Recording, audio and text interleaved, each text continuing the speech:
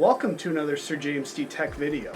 Today I'm going to be taking a look at the Creative Sound Blaster Z Professional Edition sound card. Now, some things you're going to want to be aware of for this sound card is that it does support PCI Express 1, 4, and 16. Also, there is support for Windows 8 and obviously Windows 7, both 32 and 64-bit, although I question your judgment as to why you would get 32-bit these days, but whatever. Now, the Sound Blaster Z comes with a beam-forming microphone, which when used with the Crystal Voice technology, it creates a zone of acoustics and stifles noise outside of it. Call it the perfected cone of silence. However, Forever Alone Me doesn't do a whole lot of talking online, so I don't know how much use I'll get out of that microphone. There's no more glowing X-Fi on the side of this Sound Blaster Z sound card, like there was on my previous one. But what I've heard all about is this infamous red LED light, which people have been complaining up and down that it just shines right in their eyes. Now, Creative thankfully left the audio connectors the exact same in terms of their order. So from left to right, it's optical in, optical out, center subwoofer, rear speakers, front speakers, headphone, and line in, mic in. Okay, the first thing you're going to notice is that the drivers are kind of wonky for installing. It's no longer a huge production with the splash screen and all that at the beginning. It's just an install wizard. But the first time my install failed completely, just getting stuck at an extraction screen. And then of course afterward it didn't recognize the card, so I had to reboot my system completely and start over from square one. However, finally after the disk drivers were installed, the Creative Software Auto Update did find it, and it was either recommended or essential that I update 350 megabytes worth of updates. So that took a pretty minute. Something you should be aware of when opening this packaging is that the driver disk is on the other side of where the sound card is. So just be careful that, don't drop it out of there, step on it, or something catastrophic like that. Now, I might as well just get this out of the way right now because this seems to be one of the only things people talk about with this card is that glowing red LED. From my vantage point where I sit, it's not a problem. Once again, I've got two GTX 670s in SLI, so that's providing a bit of an obstruction. But I've got to make my neck do a bit of a crane thing in order to look directly in there.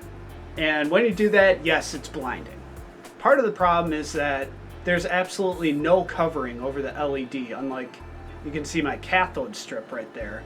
There's glass over it, and it's shielding it somewhat. This thing just shines at you like Rudolph's nose or something.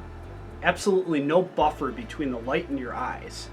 And once again, I could see if somebody had a top PCI Express 1 slot that they were actually able to use, then the angle would be different, and I could see it maybe being a problem. Here you can see the microphone rests nicely with that plastic fin right on top of the monitor. And it's actually fairly tiny. You can see for scale, it's actually pretty small compared to the 3D IR emitter. One of the features I appreciate about the Sound Blaster Z is that the control panel is vastly more sleek looking and much improved both in terms of overall functionality and aesthetics. As you can see, the SBX Pro Studio has some very familiar options available to you. And there's the Crystal Voice, which I mentioned works in tandem with the microphone. Now, what you're going to want to do on Scout mode is do a hotkey configuration that you're not going to normally use for something else. For instance, for the enabling and disabling, I use Control-Alt-Shift-Add for enabling and Control-Alt-Shift-Subtract for disabling. You're going to want to do that because once you set a hotkey binding for the Scout mode, it's going to be locked and you won't be able to use that binding in any other application. Well, the impressions I got about Scout mode, which I ran Battlefield 3, Far Cry 3, and then watched some Farscape with it, which if you don't know what Farscape is, you're a heretic. It not only amplifies others' footsteps and things they say, but also your own footsteps. In terms of videos and movies, it does jack up the speech a little bit, but you're going to need a very good set of headphones to even notice the difference. Which I do own a very good set of headphones, the SteelSeries Siberia V2, which I reviewed a couple weeks ago. So my opinion on Scout mode is that it's disappointingly fairly gimmicky. Here you can see the speakers menu. Now there is support for obviously headphones and up to a 5.1 surround setup. Encoding, now if you have headphones, you're just going to want to go with no encoder. because Dolby Digital Live with headphones, it's like you're listening to a game underwater with lots of snap, crackle, and pops. DTS isn't much better because virtual surround headphones are obviously much different than true 5.1 speakers. So yeah, the Dolby Digital Live and DTS pretty much only if you've got actual surround speakers. The equalizer presets actually do make a difference. Typically when I'm testing something like this, I go with something like Megadeth or Slayer for my test songs. And it's so painfully dull with a flat equalizer. But rock brings every chord and note to life. And for pop, I used the Weed Burning song from Far Cry 3. And it sounded great in the pop preset compared to rock or certainly flat. Now for gaming, I've found turning the equalizer off works best. And then you see you have the ability to set your own profile as well. So after spending some time with this sound card, I'd absolutely say it's a worthy upgrade compared to what I had before.